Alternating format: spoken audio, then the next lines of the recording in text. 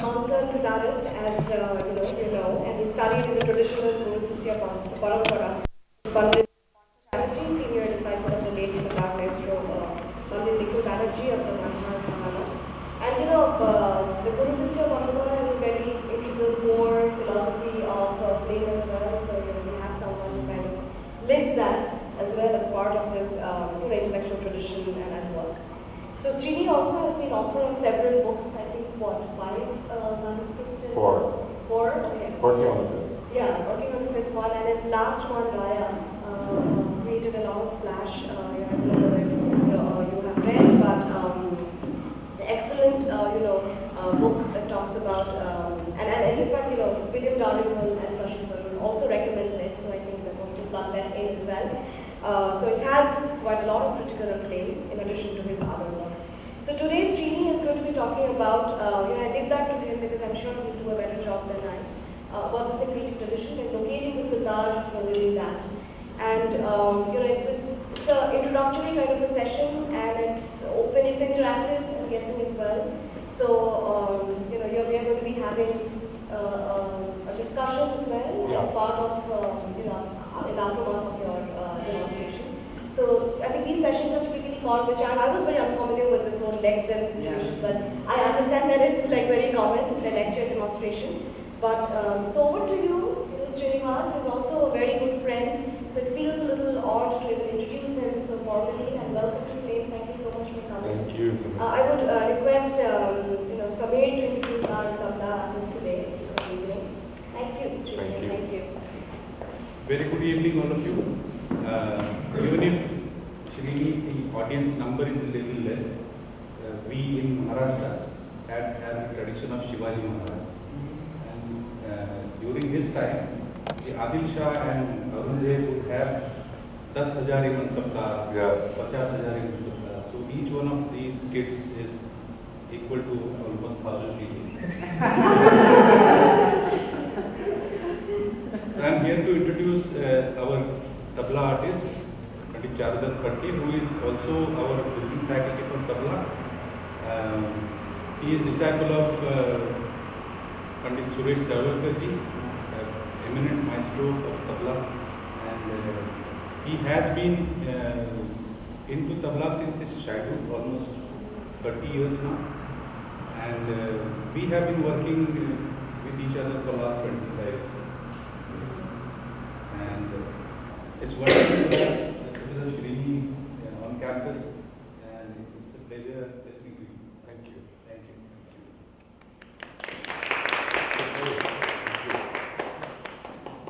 Okay, so thank you so much, Tanishta, Samir, Charuji. We just met just 1 hour back, and this is how our music works.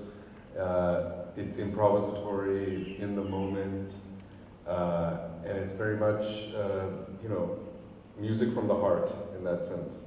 So even the small amount of time that we sat, I know we're going to have a good time. And part of that intimacy of the music is also the listenership too. So I'm honored to be at Flame, and I thank all of you for taking time to be here and listen. And if you want to come closer, please do. You guys in the back, you don't have to be shy.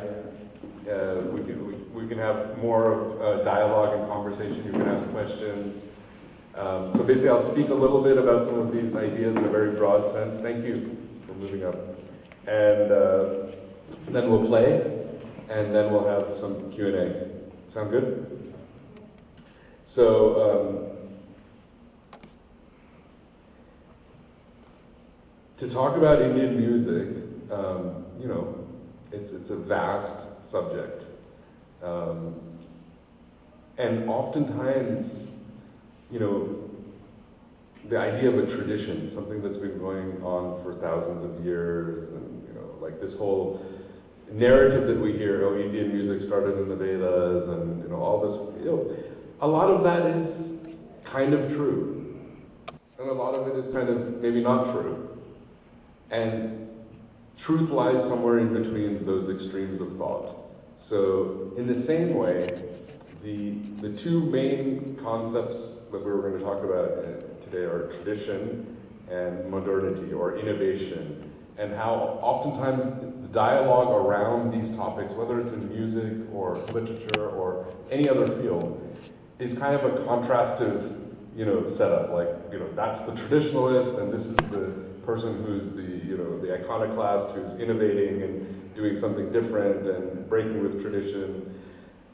But my thesis throughout this talk were really, to say and to try to explore the fact that these two concepts are actually intimately connected, and they in fact have to be together. The definition of tradition is innovation. The only reason a thing can continue to live for thousands of years, which Indian music definitely has, is through innovation. Because a static thing dies. A dynamic thing lives. Because life is dynamic, people are dynamic. So the idea of tradition to me is actually intimately connected to innovation. Intimately connected to technologies of the time. And we see this happening in several different kind of epochs of history. So I just wrote down a little table to base my we'll look at tradition and technologies. We'll look at modernity, this idea of modernity. What does modernity mean? I mean, for someone in 1900, that was modern for their time, right? So modernity is also a fact of your particular moment in time when you invoke that sense. So we have to see modernity as not a specific time period, but a state of mind for whoever is thinking about those things. So tradition, modernity, and then the Sitar, which in many ways represents a lot of these themes that we'll talk about. So when we talk about Indian arts, the first thing, at least from a textual standpoint, that I work on a lot of old texts. So the first thing that we talk about is the Natya Shastra.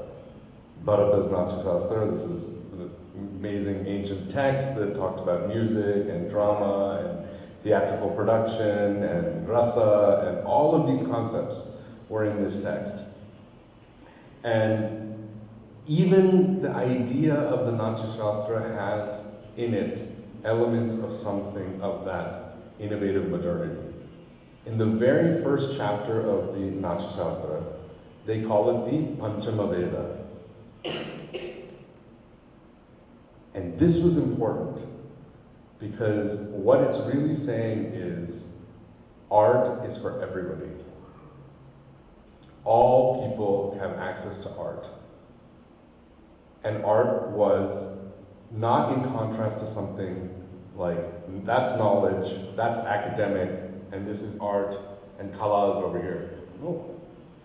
Art was art, it's just another type of knowledge.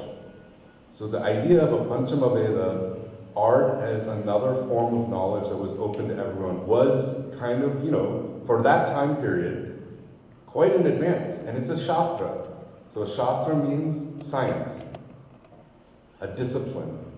So this was a discipline, a science, an art form that was open to all people. I find that to be really important to think about and quite fascinating for that period of time. And again, to date Indian text is quite difficult. And this is another point. There's so many points about Indian ways of being, living, creating that we also need to think about. For example, from a Western perspective, you're always asked, okay, what is that date of that text? What is the date of that person? Yeah, an Indian text does not have a date. It's also a dynamic thing. It grows and people add to it a little bit, people subtract a little bit, this happens, that happens, they change over time. So the text itself is dynamic. People make commentaries on it, like Abhinavagupta wrote a big commentary on Natya Shastra. That was another kind of evolution of that text in time.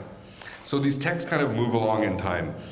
Bharata, also a Muni, which is interesting. Inside of even in the first chapter, they talk about Bharata having 100 different sons. And how Shiva and all these guys came down, and these are all the mythological kind of origins. And again, scholars might say, this is some stories. But those stories have meaning. And that's what we're really concerned with. Ascertaining like the factuality of historical time, or the existence or non-existence of an author or a commentator is really, in my opinion, secondary to true scholarly inquiry. What we really want to know is, what do these things mean? What kind of signification do they give to that time period and our time period today? So when I hear a story like Bharata Muni had 100 sons that he taught this music to, what that means to me, one of the things I derive from that is, A, like Tanisha was saying, Guru Shishya, the human transmission of knowledge is essential to this art form, or to this science. I will even call it science. There's no difference between science and art here. The same thing. They're just different types of knowledge. So the human transmission of knowledge, that's essential. And number two, these 100 sons all kind of carried on their tradition in a different way. So even though Bharata was the originator, many different styles evolved out of what Bharata might have said. So the idea that you can have common origins, but a variety of interpretations, this is also another essential part of music. This is what we hear about different gharanas, different schools, different interpretations. Everybody plays Tintala, but everybody plays it a little bit different. That's the beauty. So you can be one thing and express in a different way, and there's no problem with that. It's not a contradiction, it's not a problem, it's actually the beauty of the whole thing. Everybody plays the same rags, but everyone plays them a little bit differently. It's just like cooking. Everybody eats, upma maybe, but everyone's mom, makes upma a little bit different. But that's the beauty, that's the fun of it. And that's like what music is. And that's really what knowledge is.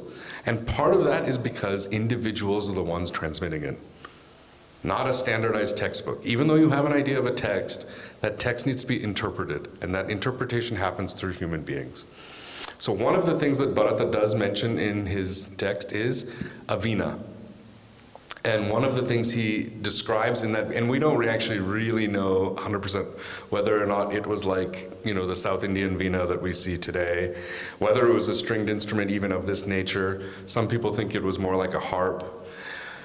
Whatever it was a stringed instrument. So stringed instruments were definitely there, and then we're talking at least, probably like 200 BC time.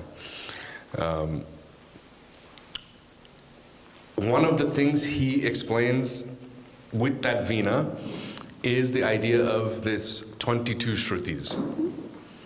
Okay? The idea that the scale from sa to sa is broken up into these 22 notes, or shrutis. And this, I'll come back to this point in a second and why it's significant. So the veena, just to say, at Natyasastra time, we had the idea of stringed instruments, we had a science of music, of art, that was passed down orally through teacher-student discipleship, very important. We had multiple interpretations of things. We had a diversity of thought, even though there was a kind of standardization of, general thematic ideas. Okay, so then a couple of examples from the medieval period. A very famous text that comes after is called the Sangita Ratnakara. So what's interesting about this text is, this is maybe like 14th, 13th century time, 14th I think, 13th, okay. And the Sangita Ratnakara, very interestingly, talks about the fact that, in the Indian way of knowledge, you never say like your guru's wrong. Because the guru's kind of never really wrong. I mean, what they said was right for their time and their context. So, and you never like overturn the guru. You just have to kind of a little bit modify and add a little bit of what you have to say. So in Sangita Ratnakara and text, like this other text I worked on, Swaramela Kalanidhi, that was written during Vijayanagara times, they say things like, Bharata's great, no problem, everything Bharata said, but we also have to interpret what those theories are saying by incorporating ideas from the practice of music. So this is really important, that Shastra and Prayoga are also related. We don't just blindly follow theory.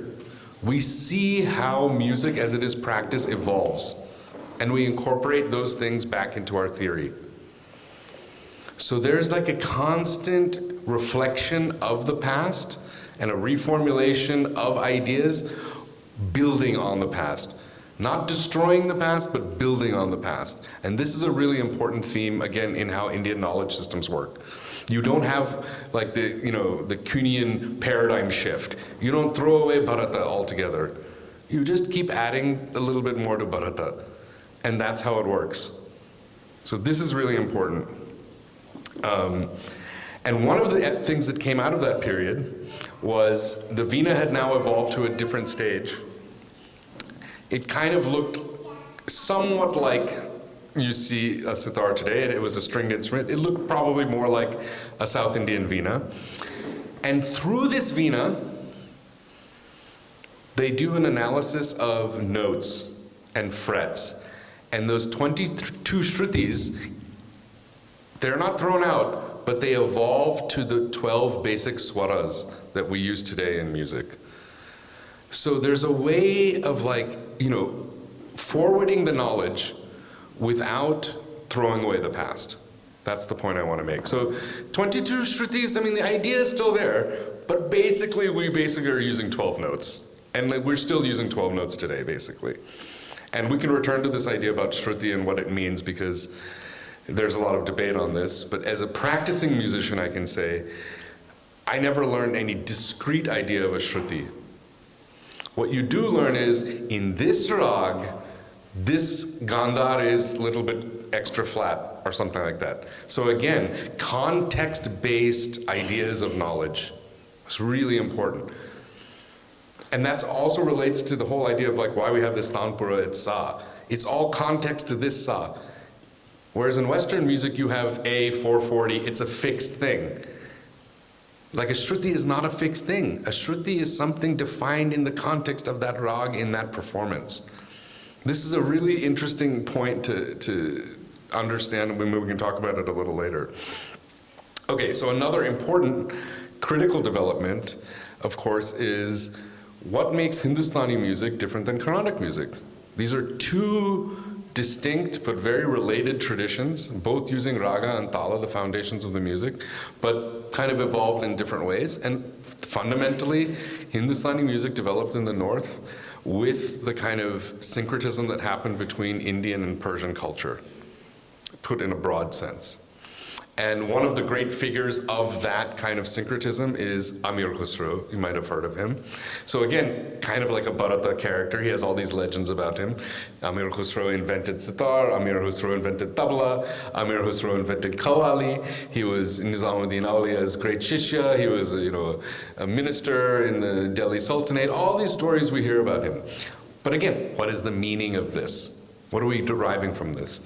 Well, we know he had an Indian mother and a Persian father, so he represents that fusion of aesthetics and culture and ideas.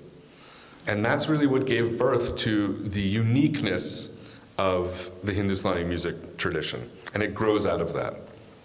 So one of the innovations, for example, now, the difference that you find between the Veena that we were just talking about and the sitar was reversing the order of the strings.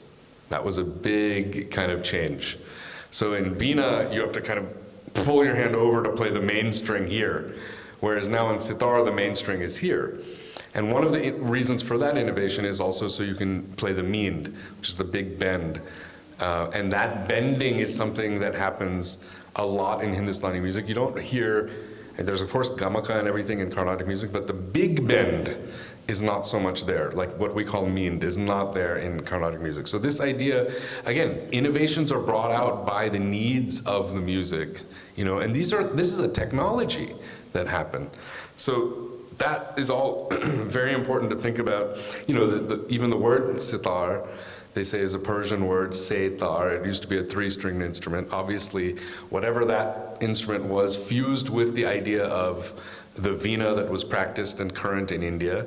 And even now in the Drupad, they still play what they call been, which is, you could say, like a North Indian type of Veena. still left over. But the sitar is unique because of, again, the change in the string order. And then the other interesting thing, and that brings us into the modern era and the modern design of this instrument, which is really only about 100 years old. So here we're going all the way from 200 BC all the way now to, I'm saying, like 100 years ago, is when the innovation of this type of sitar came. What we call the tarafdar sitar, with these extra strings. So there's two bridges here, you'll see. There's this one main bridge, which is controlled by the main pegs, big pegs. And then there's this small secondary bridge, controlled by these smaller pegs, which these notes are called sympathetic strings in Western music because they resonate sympathetically. Means I never strike them or pluck them. But when you tune them properly to the raga that you're going to play, when the note is played on the main string, those sympathetic strings resonate on their own, sympathetically. You know, and that's what gives the modern sitar that kind of orchestral type of sound. So the other thing that came about, again, you know, what we think of as raga music today is very new. 100 years ago, well, let's say 200 years ago, you would never hear a sitar as a main instrument. It was all vocal.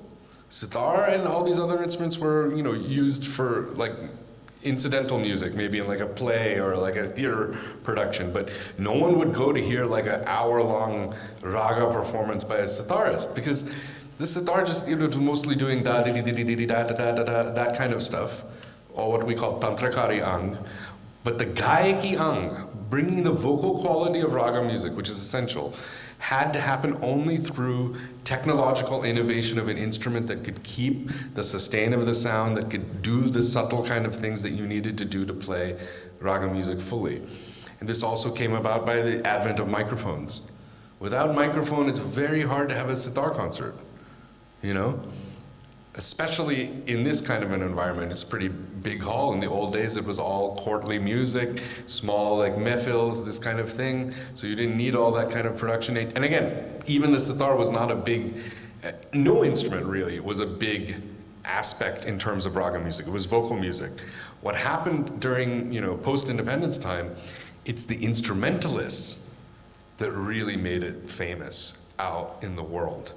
This was the raga music for export. It's the Alipur Khan Sahib, it's the Ravi Shankar, it's the Vilayat Khan Sahib. These are the people that went out, played all around the world, and the whole world started to know about raga music. Not because they listened to vocalists, but because they listened to instrumentalists.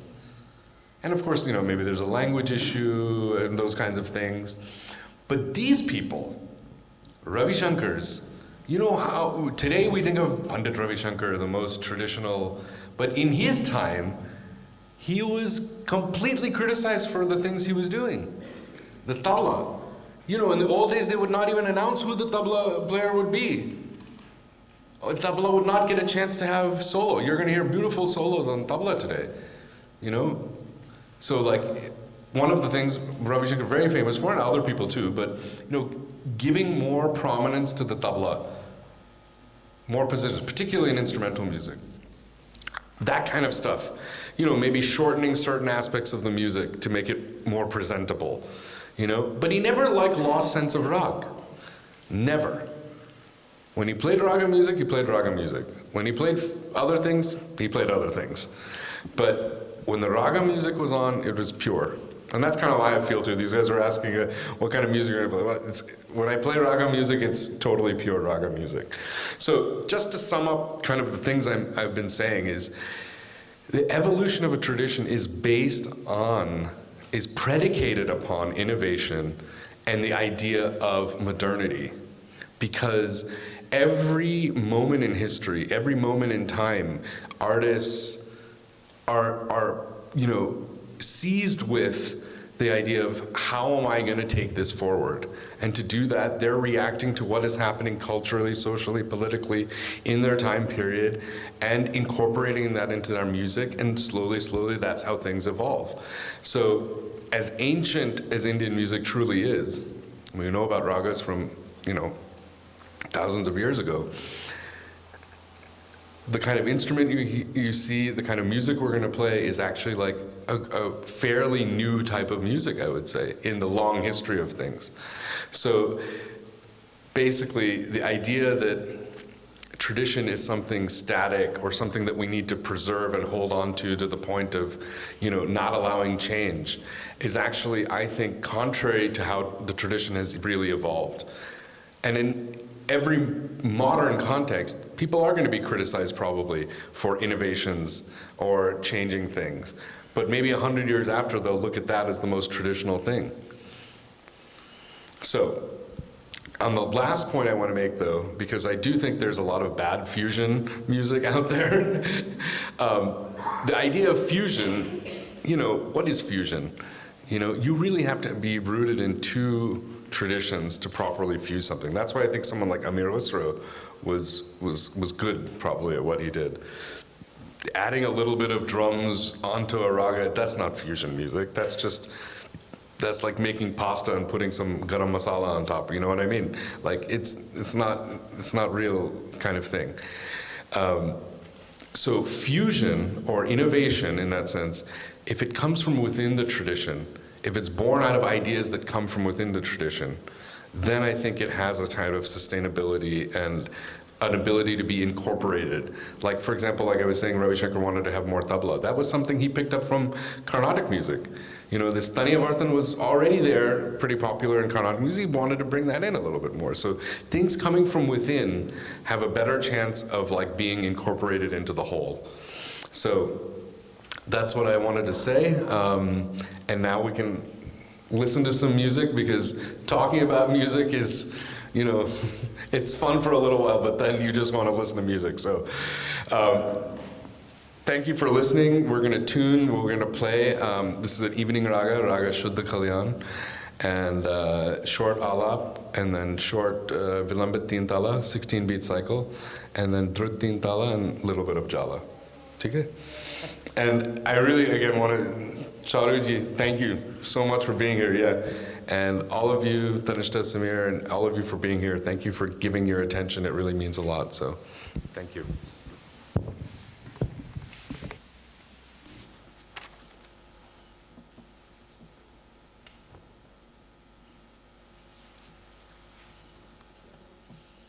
See, here's a modern innovation right here. Usually we have a tanpura player who plays the drone. Now we use an app. If we had a tanpura, I actually usually play with the tanpura player. It's nice. But some things are okay. It's okay.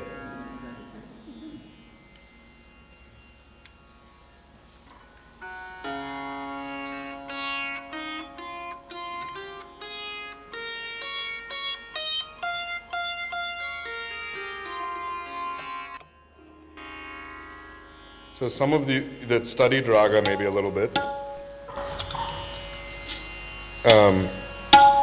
this raga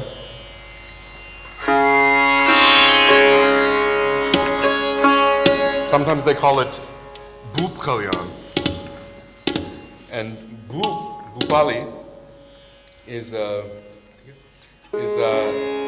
Audava Sampurna, 5/5 Audo raga, pentatonic raga. So very, very common the world over, this pattern.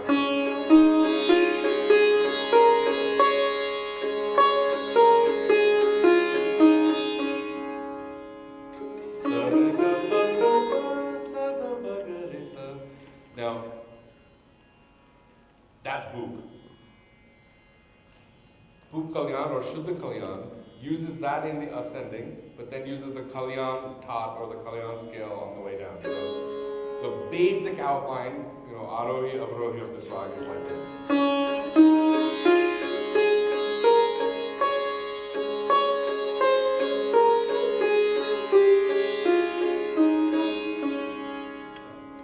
So nice, right? So,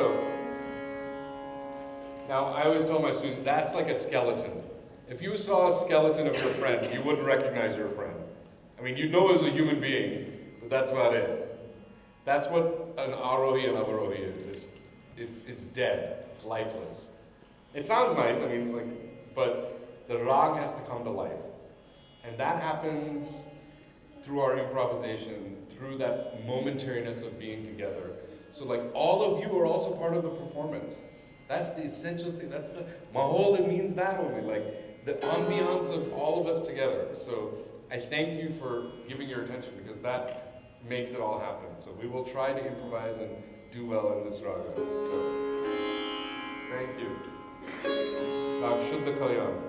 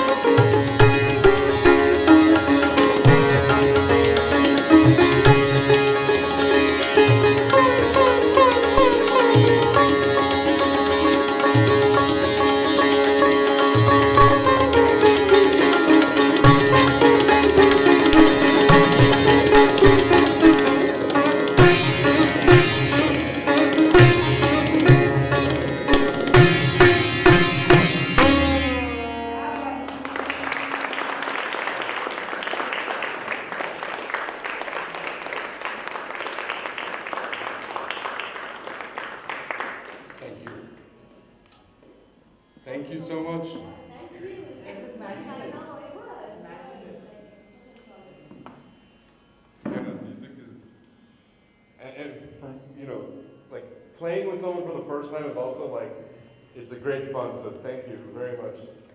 Really enjoyed it. And thank you for being a great audience.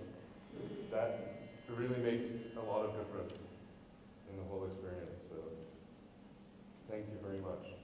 It's really a pleasure to be here with all of you. So, Are there any quick questions? Feel free to ask. or not so quick. Usually, like after this point, everyone's just like, you just need to like take it in. And Yeah, I know. You just need to absorb it. yeah, Still thinking. yeah. Yeah. Okay. Yes, kids.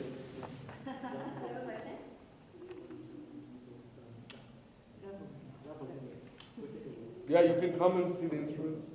No problem.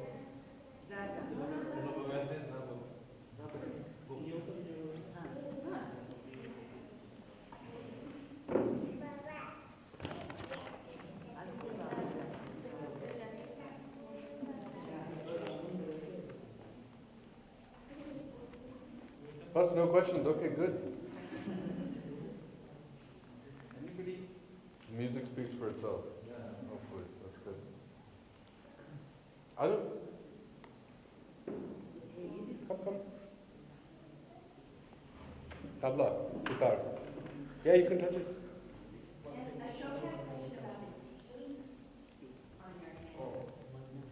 So once in a while when I play, I get a con. That's only when you do riyaz.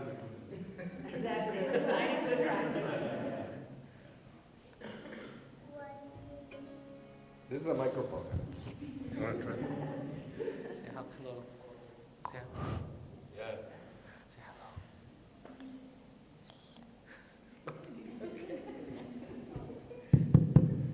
Good. Just experience. Yes, madam. So, you said that Hindustani and Carnatic music are like very different, like miles apart because of like the Persian influence of Hindustani music. And like you gave the example that the strings are reversed in the sitar as opposed to the veena. Yeah. So, are there any more examples of this? Yeah, so let me qualify that. You know, I don't want to say that they're worlds apart. They're still both have raga and tala. So fundamentally, they're very similar. And many times we'll meet Carnatic musicians, like I'll meet Carnatic musicians, and we can play. It might be a different idiom, but the grammar and the basic understanding is the same, so you can play. So they're very similar, but they're also very different, if that makes sense. So in like certain things, it's really quite different. So one of them was the meend, like playing those big means like we play in Hindustani music doesn't happen as much. In Hindustani music, in Carnatic music, the gamaka is usually only between 2 notes, whereas we'll do like this bigger between maybe 3 or 4 notes a lot of times. The biggest difference though that I would say, really, if you want to really talk music, between the exposition of a raga is the Hindustani music is fundamentally a swar-based, swar bistar technique. That means that notes get opened up in a sequential order. Like you saw in the alap, I started in the, sa, then I went down, and then I moved up slowly, re, ga, pa, da, and then to high sa. And it unfolds like that. So each swar gets kind of like its opening, its elaboration. Whereas in Carnatic music, bang, right from the first, you can go all over the place, up and down, and that's not an issue. So that's one big difference. Like the fundamental driving force of the raga exposition in Hindustani music is based on a swar by swar exposition. So that's, I would say, to me, the biggest difference. Another big difference is in tala. Like in Hindustani music, we have this idea of teka. And some people think that that could be derived from, Western Asian musical techniques, which may be true. They kind of have some things like that. But the teka is like this pattern that sets like it repeats. Whereas in Carnatic music, the mridangam is generally playing along with the song. The accompanists will know the song. It's more like a satsangat happening there. Whereas for us, it's more like we take turns and we support each. But in the middle, we also have fun, like as you saw, especially like in the Drut, you can have more fun. So those are some of the main differences. But again, they do have this common bond also. So I hope that answered the question. Yes. No other questions? You guys are so quiet. Yes, sir. So, thanks a lot. This was such a joy for me personally after a long time. So Thank you. Absolutely brilliant. Thank you. Something that I've always wondered. So, I personally like this rag called Rag Darbari Kannada.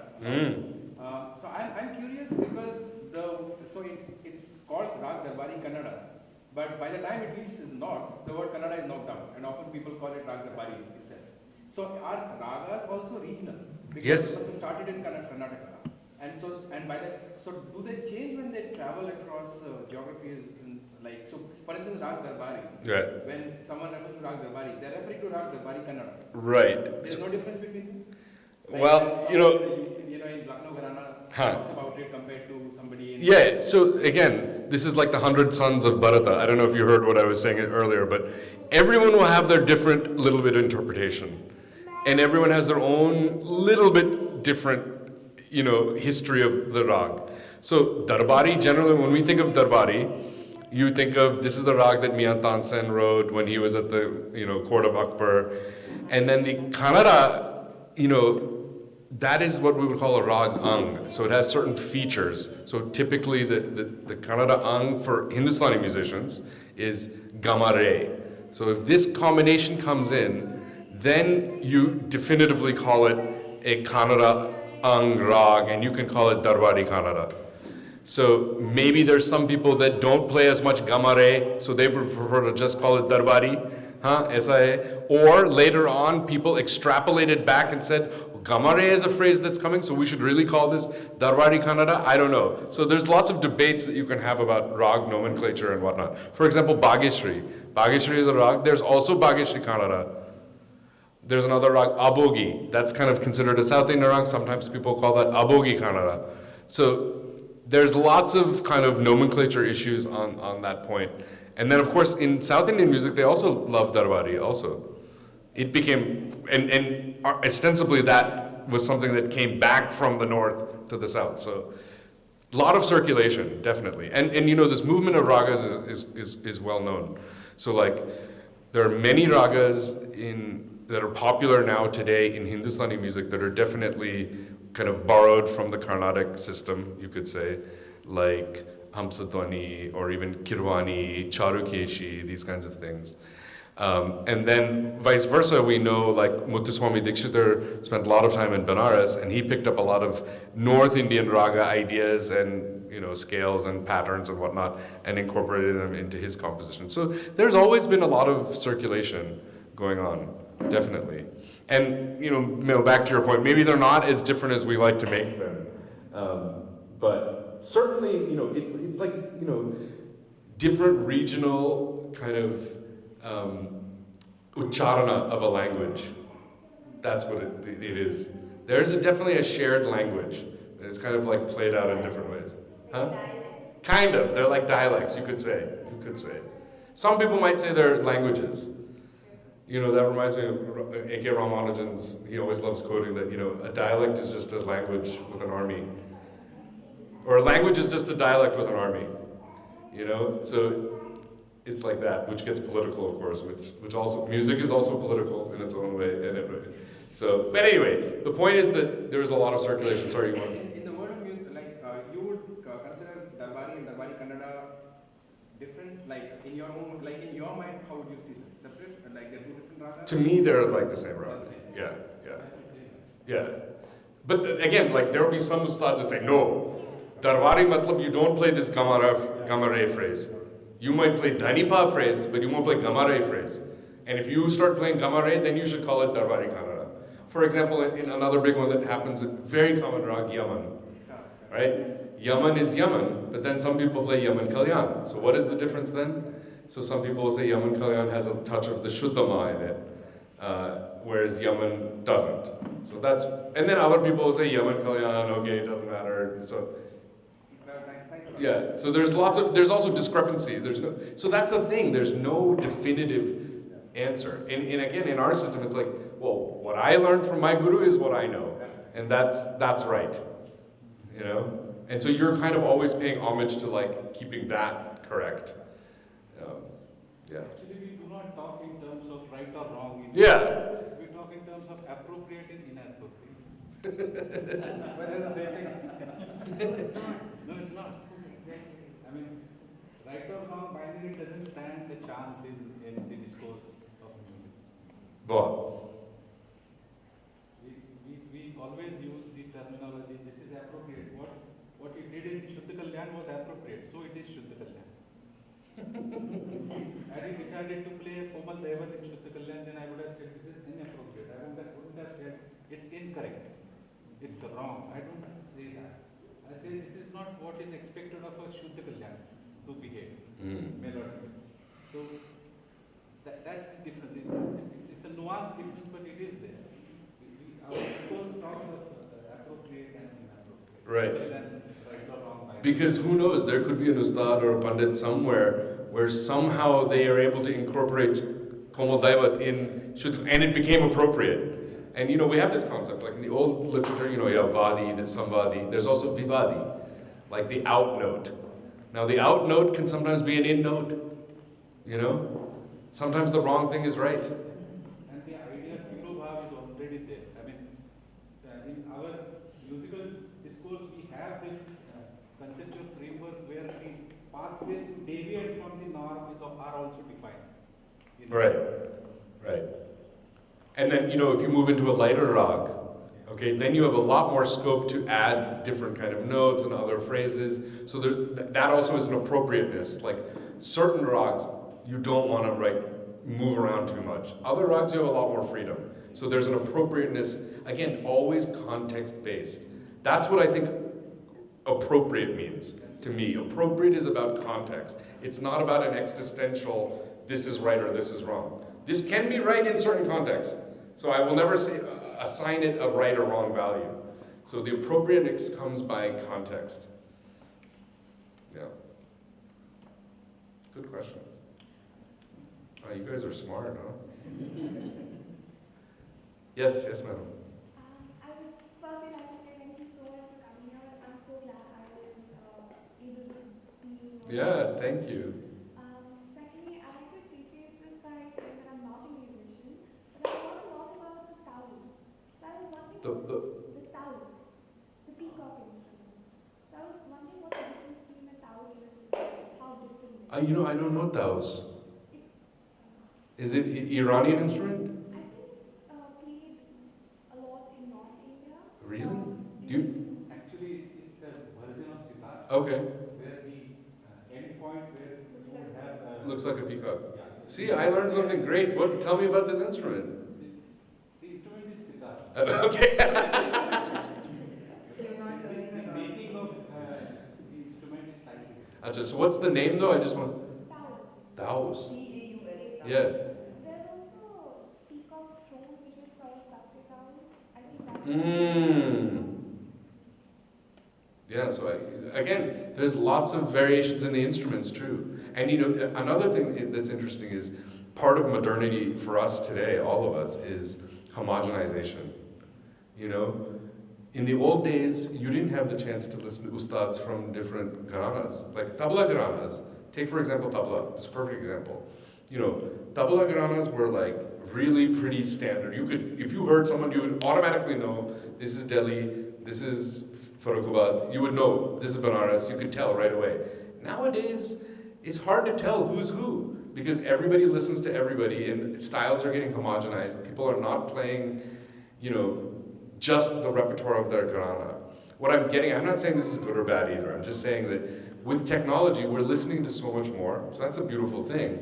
But in another way, we're losing this kind of individualized, you know, distinction of gharanas, of different styles, and that happens in instruments too. So now, there's only two main sitar styles now, like instruments. There's this style which has the Gandhar Pancham, with the kharaj strings.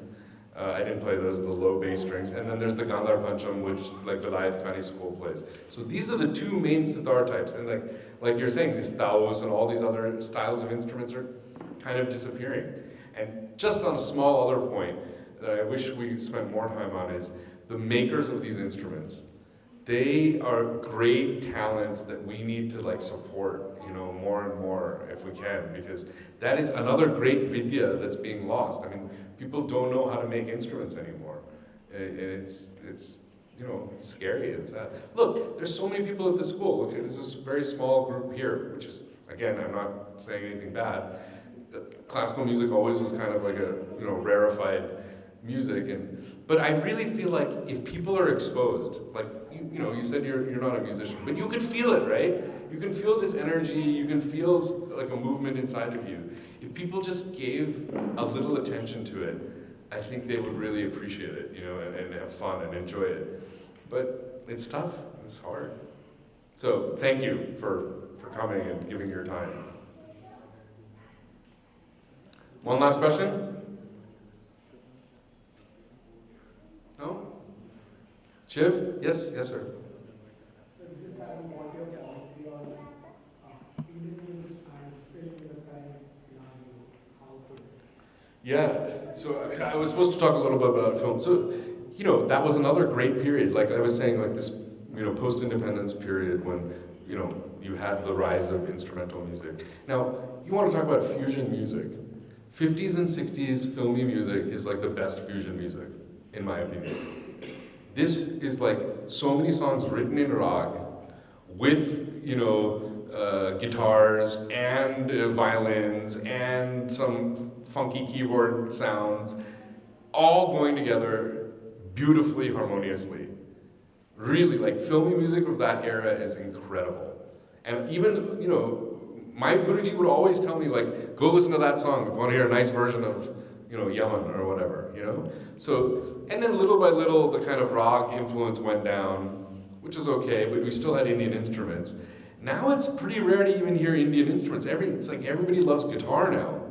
You know, Sitar is, you know, you don't hear it as much, basically. So right now the film music, I feel like, you know, it's fine. Film music is film music, but and this is true everywhere, just the level of, or the amount of real acoustic instruments being used as opposed to electronic instruments, and the number of Indian instruments being used has all gone down over time, I think, generally. So that kind of makes me sad. But again, like I'm saying, we can't be sad about these things. We just have to keep doing what we do. And, you know, this is part of evolution and what it is. But I think, again, if we had some composers that kind of brought this stuff back, I think people would enjoy it and would like to hear that. And I wish that people would do that. So I don't know if that answered the question, but. Yeah, it wasn't a question, it was more like. My commentary? Yeah. I mean, look, I grew up playing guitar. That was my first instrument. I love guitar. You know, I tried to teach, Sitar at the IIT. Nobody signed up. Nobody signed up. 0 people. And then I was like, okay, TK, I'll teach a guitar class. I had like 60 kids like running to learn guitar, which is fine. You know, guitar is a very user-friendly instrument, I call it. You know, you pick it up, 6-string, dunk, dunk. It's beautiful. I love guitar. I do. Sitar, you know, you have to be serious. You have to like sit down. It like takes time to tune. There's so many strings. You know, you really have to be dedicated and do it. So playing instruments is not such a, you know, I can understand that takes a lot. What I really would love to do, and what I try to do everywhere I go, is just take a little time to be exposed. Learn some basic things. See how much you can enjoy without being an expert rasika or something. You know, you don't need to know about rags to appreciate rag. That's the beauty of music. So as long as we're just giving like a little bit of exposure, a little bit of, you know, like these letdowns, like a little context, then it's good. It keeps things going, and it's important. So, yeah, Shiv. Yeah, in the beginning you said that Indian musical tradition is to change and evolve with time. Yeah. But at least in the Carnatic music tradition in Tamil Nadu, there is a very strong restriction on the entry. And also Yes. the curtailing of any deviation from their own traditional music is kind of frowned upon. Yeah. Is it true? Like, you know, Yeah, I mean, so like T.M. Krishna was just visited the other day at Brown and spent a lot of time with him. And he's one particular Carnatic artist who's pointed out the kind of very strong elitism that exists in Carnatic music, and it's very hard for non-Brahmins, non-Tamilians to even get access. Even Telugu Brahmins have a hard time in the music scene in Chennai. So yes, there's an exclusivity going on for sure.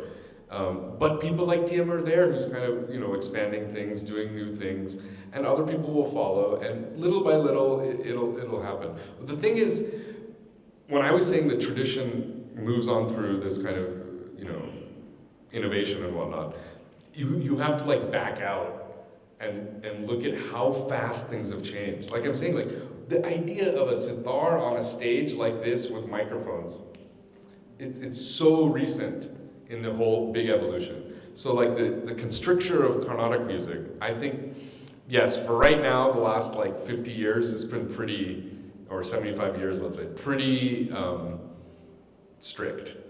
Yeah. But I think maybe in a little while we'll see something opening up, and then something's gonna happen where it's gonna, something's gonna evolve. I feel it, I know it. It has to, or it's gonna die. And I don't think it's gonna die. Because if it stays static, that makes something brittle, and brittle breaks. But when you're flexible, you can adapt, you can move forward. So if it stays elitist, it's gonna die elitist. If it expands, then it will live. I really believe that. Also, was this more urban-centric in the old times?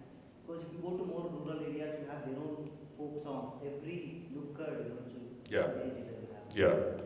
Did they also link up with this classical traditions, or they had their own individual distinct? They did, and even well, not in Natya Shastra exactly, but in further text, the whole Desi Marga, distinction of the kind of classical way and then the more regionalized folk music is there. And there was always an interaction between the two. I mean, so many ragas are straight up folk melodies that were like classicalized. So there was always a kind of interaction, and there's many folk singers that basically sing rags. They just don't call them that particular rag. They're just singing, or they just know a song, and it happens to be what some classical guy will call. So there was a very symbiotic relationship between folk and classical music. The other big thing is, both in the north and the south, well, the contexts are a little bit different, but a lot of this music, again, we have to admit, we have to talk about it. It is a type of elite music. So a lot of, I'll speak for Hindustani music, most of this stuff really developed in the courts. Mughal courts and the replication of Mughal courts in smaller darbars here and there. So, and then the zamindars kind of took over, as we moved into colonial period. So it was always, small groups of, connoisseur listening people. It was not mass appeal kind of music, Not to say that, again, the folk singers, they also were singing rags. But there's a difference between all of that. So in Carnatic music, the thing that was interesting is you had the temple space. So the temple space was a public space, but again, some people were not allowed into all those temples either. So, but ostensibly it was a more public space than a court setting, right? So the temple space was where a lot of these South Indian arts flourished and were propagated. So it's very, very interesting. Yeah. Yes, madam. So kind of to comment on the whole exposure thing and also innovation thing. Do you think by okay, so I'm into music, and a lot of the instruments that I tend to work with are actually on the MIDI things. Mm-hmm. And so a lot of it is pretty digital, and I have never once played a violin, but I have definitely produced the sound of a violin.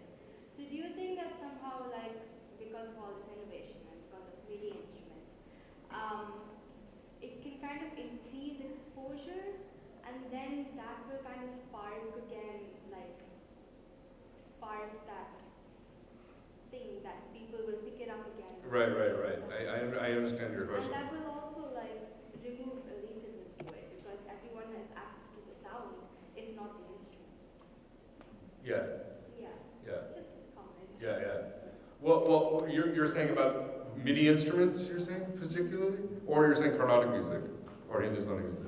MIDI instruments. Yeah, MIDI instruments.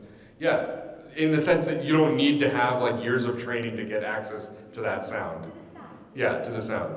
Yes, so in some ways, like, I think always there's this process of a certain kind of democratization of the art. And so maybe like a MIDI keyboard is doing that. It's like now giving you the ability to hear all of these sounds just from your, your bedroom, and it's wonderful, it's great.